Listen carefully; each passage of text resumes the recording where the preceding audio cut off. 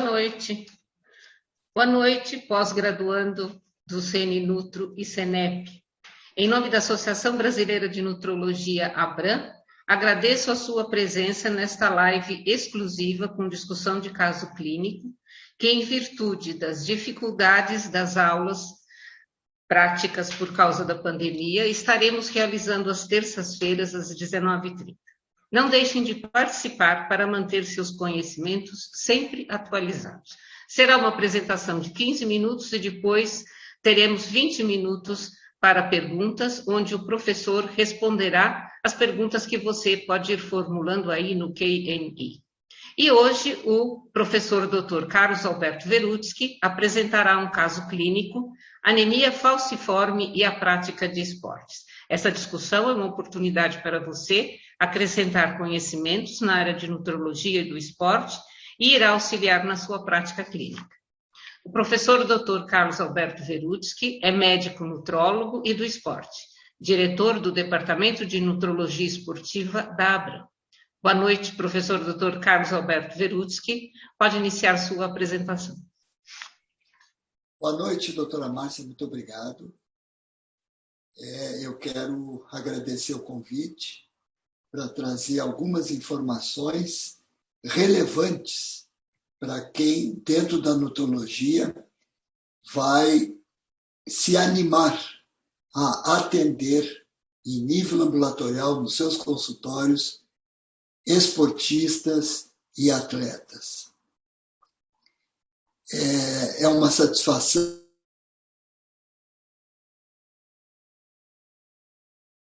e estamos aí à disposição, depois da apresentação, para dirimir dúvidas de um assunto que vocês vão ver polêmico. Vamos lá. Vamos ver se eu consigo compartilhar a tela.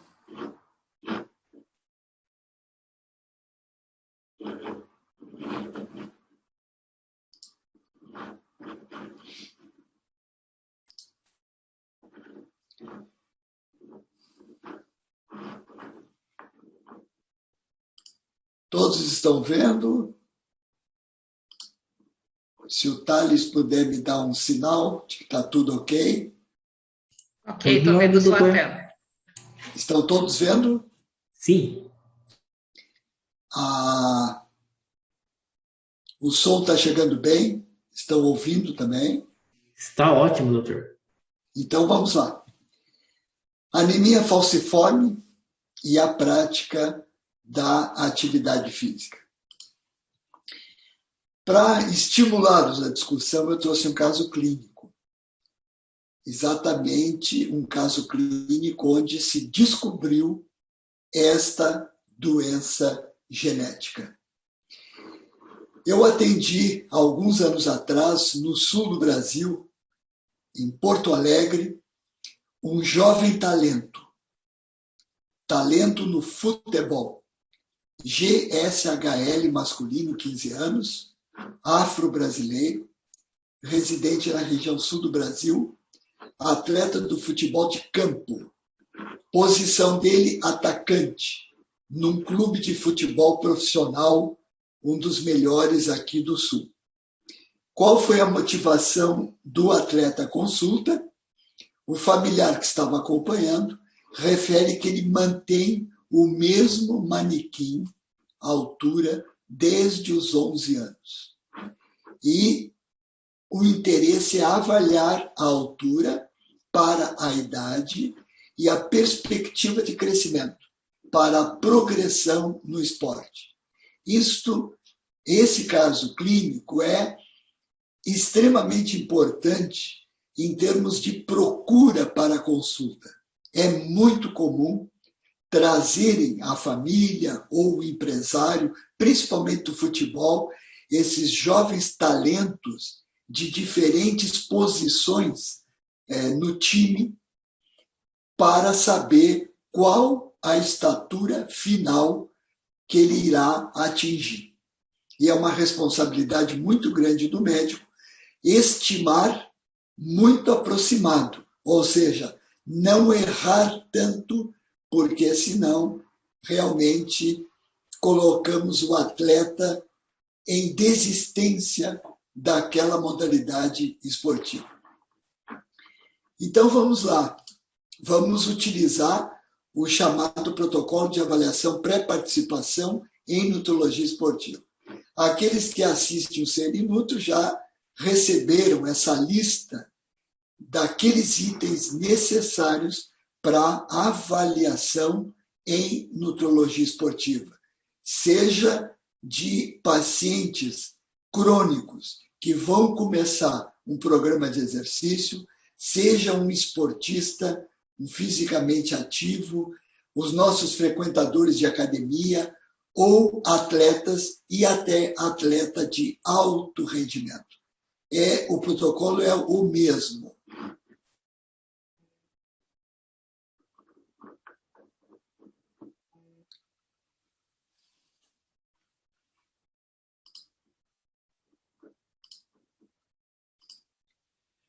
Bem, quanto à modalidade esportiva, nós já sabemos, ele vem do futebol. Isso é muito importante em termos de reserva energética muscular. Cada modalidade ela é importante. E aí, aplicando o protocolo, nós temos a história médica, pessoal e familiar, onde esse caso clínico, esse menino apresentou história de pubalgia, que é uma osteite pubiana, aos 13 anos, ou seja, 2 anos atrás. É extremamente comum no futebol. O exame físico, o único aspecto que chamou atenção foi o sopro cardíaco. Ele foi reavaliado por um cardiologista do esporte e não houve expressão clínica, e sim um acompanhamento a longo prazo. Odontologia do esporte, ele foi encaminhado para tentar identificar cáries, doenças periodontais que poderiam trazer uma janela de entrada de micro-organismos que podem chegar ao músculo esquelético. Não houve, a higiene era ok, mas o odontólogo do esporte identificou um defeito de oclusão e indicou um aparelho ortodôntico. A avaliação funcional, outro item desse protocolo, ele foi submetido ao teste ioiô. Esse teste ioiô é um teste de tiros, corridas no campo, de forma intermitente e cronometrados, esses tiros. E ele apresentou um VO2 máximo de 55 ml por quilo por minuto, que ficou dentro da referência para o futebol e para esta faixa etária. Composição corporal, nós fizemos a bioimpedância multifrequencial segmentar. Ele apresentou 24,8 kg de massa muscular esquelética, 10% de gordura corporal, 31,5 litros de água corporal e a água intracelular quase 20 litros, ou seja, mais de 60%. Ou seja, absolutamente normal. Porcentagem de gordura 10%, ele já estaria dentro do range de porcentagem de gordura para futebolistas masculinos de alto rendimento profissionais, ou seja, adultos, que não é o caso dele. Balanço energético, nós estimamos o cálculo diário, o que ele gastava, através de um GER de 1.525 calorias, uma atividade física espontânea de 808 e o gasto energético do treinamento 815. A estimativa total foi de 3.148 calorias. É o que ele precisava. E através do recordatório de 24 horas, depois um questionário de frequência alimentar, nós avaliamos um consumo estimado de 3.504,5 calorias, que cobriu o gasto energético.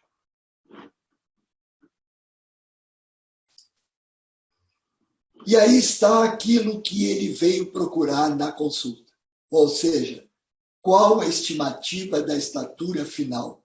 e se dá para crescer mais. Esta foi a busca da consulta. Então, vejam ali as alturas dos pais, a altura do atleta 1,62,5, ou seja, neste gráfico, ele está superior ao percentil 10 e menos do que o percentil 25. Esse é o canal de crescimento dele. Com o raio-x de mãos e punhos, com uma idade óssea compatível com a cronológica, e aplicamos algumas equações de predição da estatura final. Essa tabela de Nikolic deu 1,69,3 e outra, que é a fórmula de Molinari pela média dos pais, 1,71,5. Não há muita diferença. E a maturidade biológica, genitais G4, pelos pubianos T4, pelo Tanner.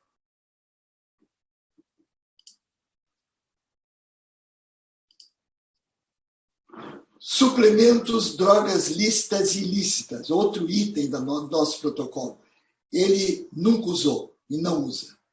E a análise bioquímica hormonal, nós pedimos, dentre todos os exames de avaliação de estatura baixa, também o teste de falsização de hemácia, que deu positivo. E aí tivemos que complementar com a eletroforese da hemoglobina, cuja hemoglobina A1 deu abaixo da referência, porque a hemoglobina S, a hemoglobina defeituosa, deu 36,1%, cuja referência seria ela estar ausente. A hemoglobina H2, hemoglobina A2 normal e hemoglobina fetal também.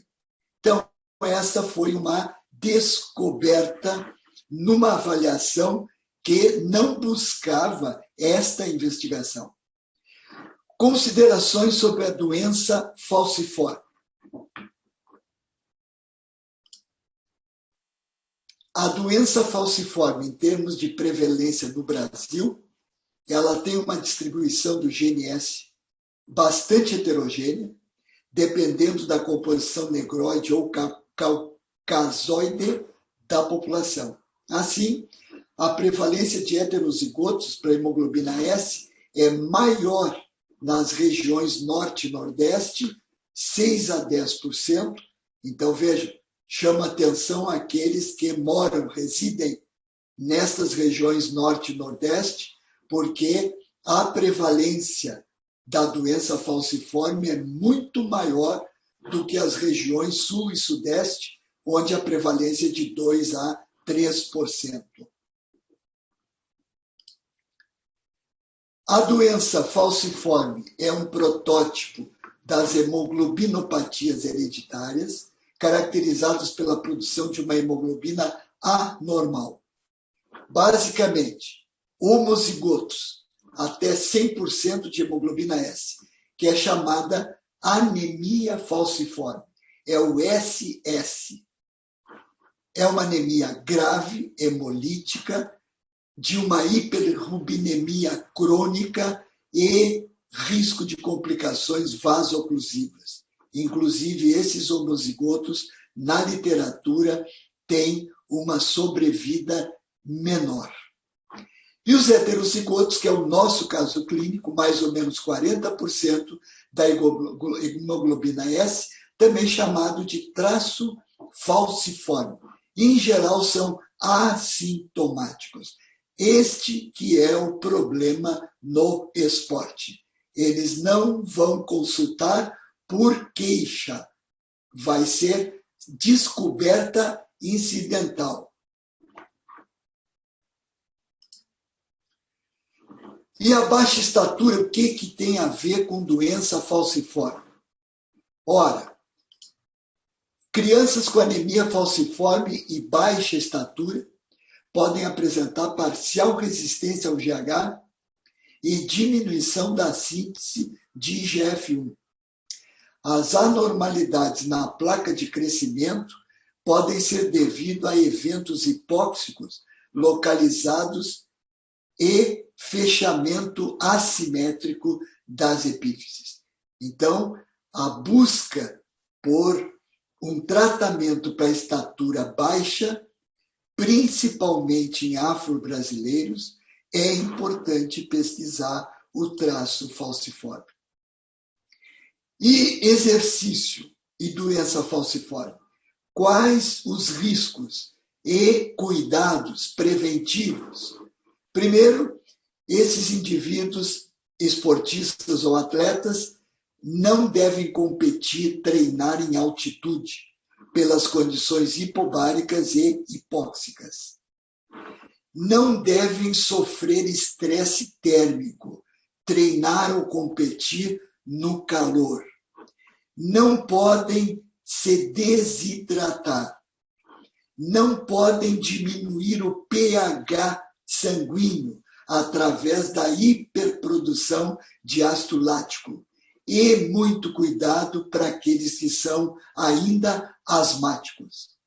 Todas essas condições de risco aumentam a velocidade de afoiçamento de atletas e portadores desta doença, induzindo a alterações hemorreológicas com distúrbios microcirculatórios durante a fase de recuperação.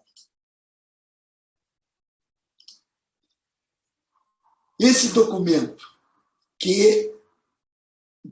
oficial do American Heart Association e o Colégio Americano de Cardiologia classificam os indivíduos para o esporte quanto elegibilidade para o esporte ou desqualificação para o esporte competitivo. E especificamente sobre a doença falciforme, o que eles anunciaram? A anemia falciforme, 8% entre afro-americanos, deve agora ser incluída entre a miríade de riscos não traumáticos de participação desportiva capaz de conduzir à morte súbita a alguns atletas suscetíveis, a grande maioria dos quais são negros. Conclusões: uma predição da estatura final da ordem de 1,70 m para esse caso clínico atende às necessidades de um atacante no futebol profissional. Atleta portador de traço falcêmico, com ou sem caráter alfa-talassêmico, que é outro defeito da hemoglobina, pode competir? Resposta: sim. Mas quais são as recomendações que o médico que atendeu deve fazer para o departamento médico do clube? Que evitem a hipoidratação crônica do atleta. Evitem a participação nos jogos em altitudes. Um atleta desse não pode treinar ou competir em 3.000 ou mais metros acima do nível do mar. Evitar treino e competições que produzam altas concentrações de ácido lático. E aí vem o aspecto do nível de treinabilidade desses atletas. Quanto mais destreinado, submetido a um exercício exaustivo, mais vão produzir ácido lático. E monitorar a concentração de hemoglobina corpuscular média, bilirrubinas, ferro sérico ferritina, capacidade ferropéxica e saturação de transferrina. Muito obrigado pela atenção de vocês e fico à disposição. Obrigada, doutor Verutsky, e muito interessante, né? E difícil de conduzir.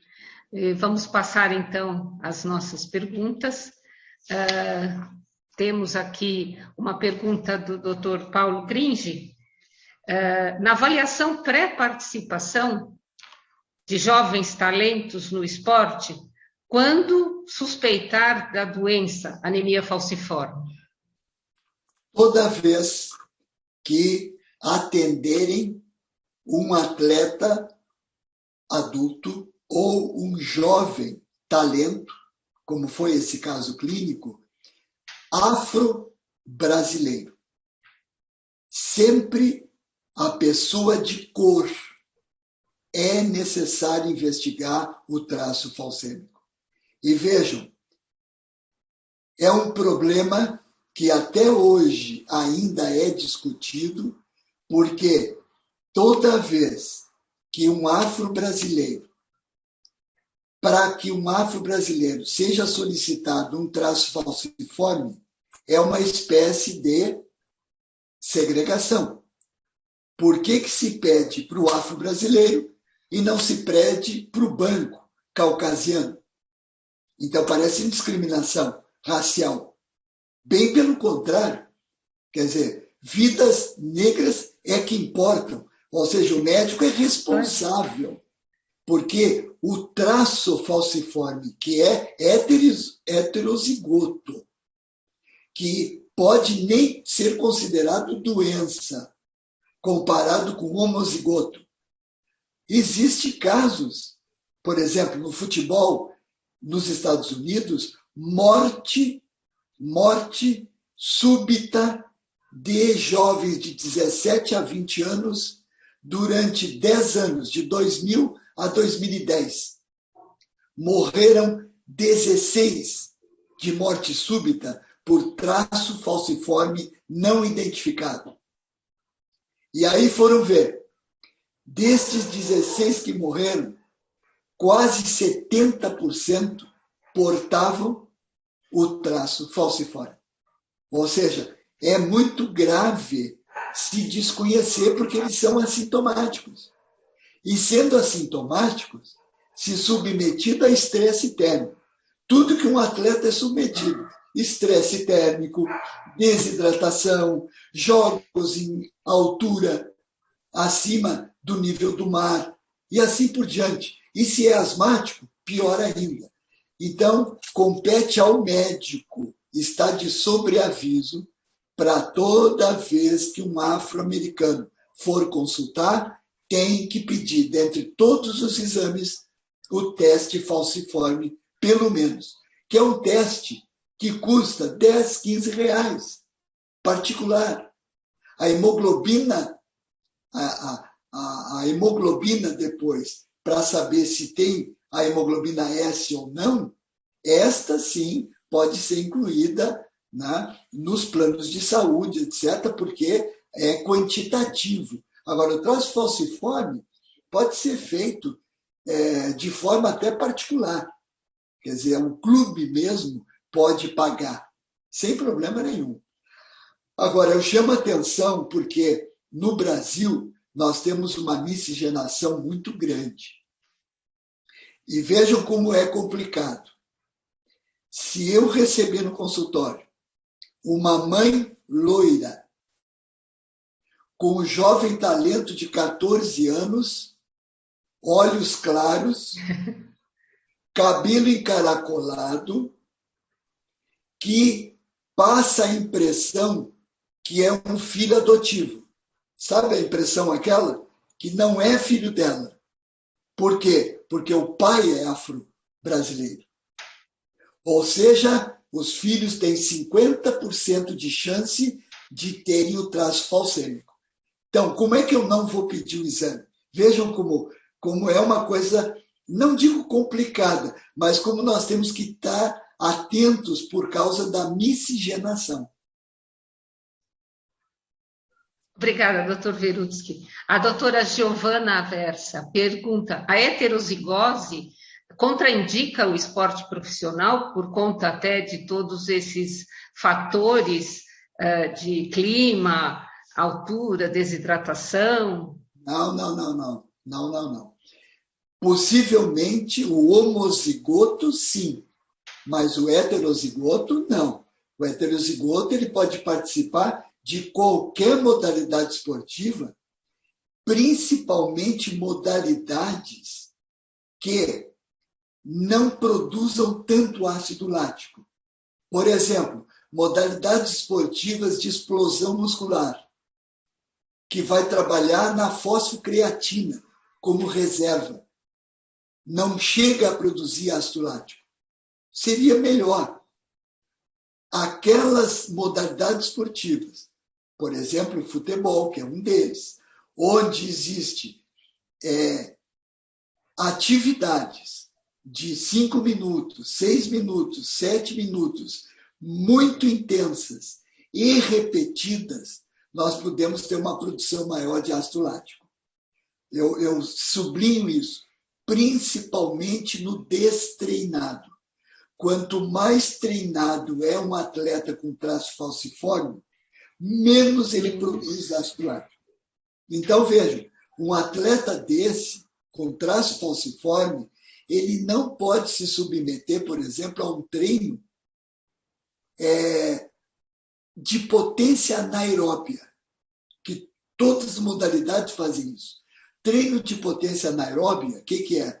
É submeter o atleta acima do limiar de normal, de referência, do ácido lático, que é 4 milimol por litro.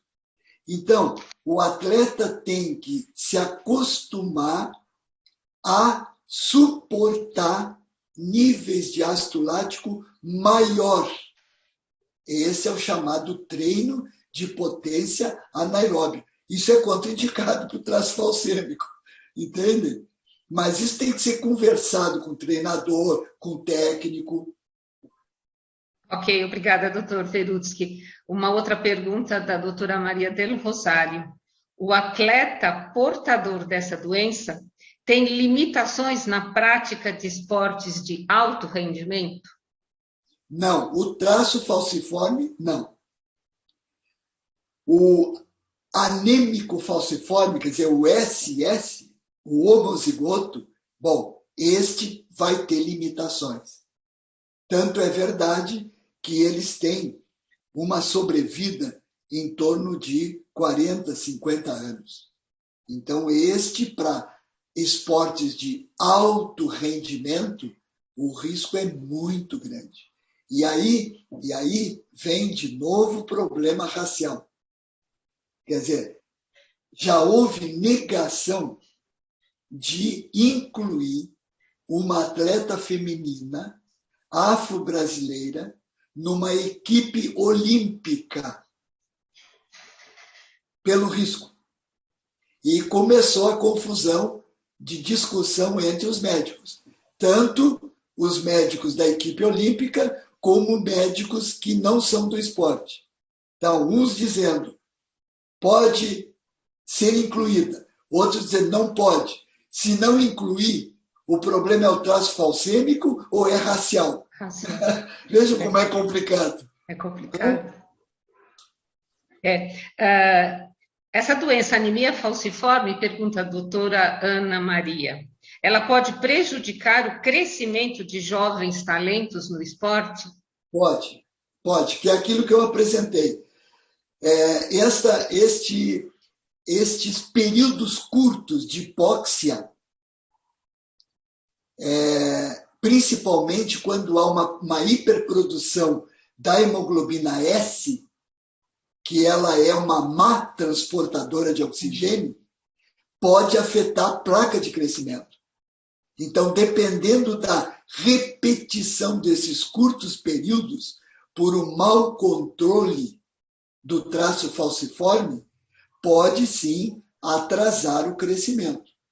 Então, por isso que os médicos do esporte, antropometristas, dizem que esses atletas têm que ser reavaliados antropometricamente quanto à simetria de segmentos corporais de forma trimestral, semestral, ou seja, porque eles podem apresentar assimetria por prejuízo de crescimento segmentar por causa do traço falciforme. Obrigada, doutor Verusco. Uma outra pergunta do doutor Carlos. Nos esportes onde nós temos um grande componente de impacto, teria maior prejuízo para os portadores de traço falcêmico, já que no portador, né, de traço falcêmico, aquelas crises álgicas e tudo, podem dar lesões articulares, inclusive? Isso vai acontecer no anêmico falcêmico, o SS, homozigoto. Homocigoto. O traço falcêmico, que é um S só, nesse não. Quer dizer, ele pode praticar exercícios de impacto. O que ele não pode é altitude, desidratação, hiperlaxidemia e crises asmáticas. Mas esportes de impacto ele pode. Por exemplo, um traço falcêmico no halterofilismo seria muito bom, porque ele vai trabalhar na fosfocreatina, vai fazer explosão muscular, ou seja, ele não vai produzir muito ácido lático. Ok. E na avaliação, uma outra pergunta da doutora Vivian. Na avaliação, como nós temos aqui uma grande miscigenação, né, da população, quando se encontrar já alguma deficiência de altura e tudo, mesmo que não seja referido afrodescendência, pode ser solicitado o exame? Pode. Aí a eletroforese de hemoglobina é melhor, porque pode dar talassemias, certo? Alfa, beta talassemia, que é outro tipo de deformação da hemácia. Só que aí são povos caucasianos, que vêm do Mediterrâneo. Certo. Totalmente diferente da origem do traço falciforme, que é africano. Certo. Só para vocês terem uma ideia, Cuba, 5 milhões de mulheres cubanas foram acompanhadas com teste genético fetal para doença falciforme, certo? Porque em Cuba era a maior doença genética, era a doença falciforme. E aí constatou-se, das 5 milhões acompanhadas, que mais de 20% os fetos iam desenvolver a doença falciforme, principalmente SS. 65% dessas mulheres entenderam que deveria ser interrompida a gestação. Certo? A partir dessa tomada de posição, Cuba diminuiu em 3 vezes na população a doença falciforme. Então, vocês veem como está ligado ao aspecto racial. Ok. Uma última pergunta. Nós temos aqui vários comentários parabenizando essa apresentação, doutor Virutsky, que é muito interessante. E uma última pergunta. Como não há contraindicação à prática do esporte, respeitando aqueles cuidados para a heterozigose, para o homozigoto, quais seriam os esportes que ele poderia praticar? Ele poderia a nível de competição, não em termos de exercício. A nível de competição, ele poderia praticar esportes que não tivesse embate. Embate quer dizer jogo de corpo, futebol, tá? Alto impacto. E nas mesmas condições que o traço falciforme. Estresse térmico, sim, sim. Tá? Hiperlaxidemia, desidratação, enfim, tudo aquilo que o traço falciforme eleva o risco de falcização das hemácias. Uhum. Ele não poderia fazer isso. Teria que ter um cuidado redobrado para ele fazer um esporte. Mas pode fazer ele é um doente, mas não é um doente que não possa ser recomendado algum esporte para ele. Agora, o cuidado é redobrado. Redobrado. E uma coisa importante, aproveitando aquele que vai atender esses pacientes, é muito importante o estudo genético quando for casar. Fazer o aconselhamento genético. Exatamente, exatamente. Porque pai SS, com mãe S, Mendel.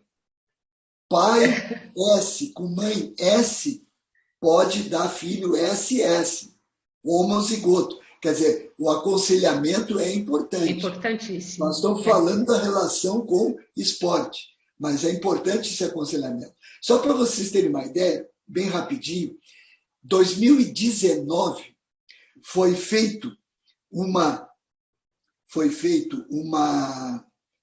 reunião em Maryland. Essa reunião era um consórcio para a saúde e desempenho militar de instituições acadêmicas e de saúde. Por que fizeram esta reunião? Porque estavam morrendo muitos militares em treinamento com diagnóstico pós-mortem de traço falciforme. Ou seja, fizeram essa reunião em 2019 para chegar à seguinte pergunta: que caminho seguir? Principalmente nos Estados Unidos, onde vida negra importa. Vê como é complicado isso, entende? Mas temos que nós aqui, brasileiros, no meio da miscigenação, ficarmos ligados, porque atender um jovem talento, atender um atleta, e ele daqui a alguns anos fazer morte súbita, isso dá um impacto na população enorme, porque quem ouve via televisão, num episódio desse, vai dizer, mas esporte não é saúde? Como é que um menino desse, atleta de 21, 22 anos, morre jogando futebol? O impacto é muito grande. Com certeza. Bom, doutor Verutsky, agradecemos essa brilhante discussão, né, que nos auxilia muito, acho que a todos que puderam participar. Agradeço a sua participação, muito brilhante, e agradeço a presença do pós-graduando do CNNutro e do CENEP, convidando para a próxima live na próxima terça-feira. Boa noite e obrigada a todos. Boa noite, doutora Márcia, boa noite a todos. Obrigada, boa noite.